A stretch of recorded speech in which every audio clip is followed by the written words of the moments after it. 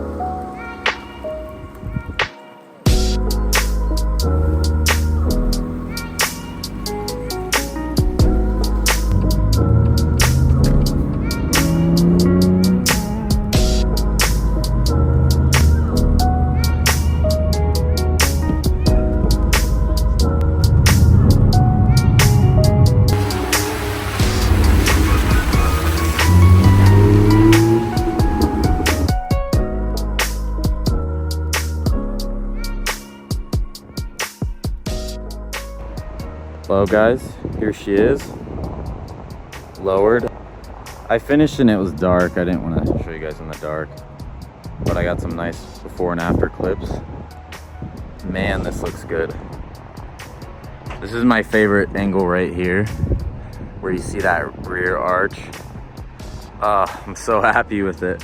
It rides nice so far. I'm not gonna say anything about it. So far, it actually seems like it rides a little better than stock, but I'm gonna wait for a final conclusion. But here it is. Man, this thing looks so much more aggressive. I wish they could sell you cars lowered with the wheels spaced out already, but we all know that wouldn't work out very well. But yeah, guys, I'm really excited. Thanks for watching the video. Let me know what you guys think. Don't forget to like and subscribe. I appreciate you guys. Thank you. Just want to say, if you guys made it to the end, you're a real one. I have some more mods coming. Hopefully that should be the next video pretty soon. But yeah, I will catch you guys in the next one. Thank you for watching the video.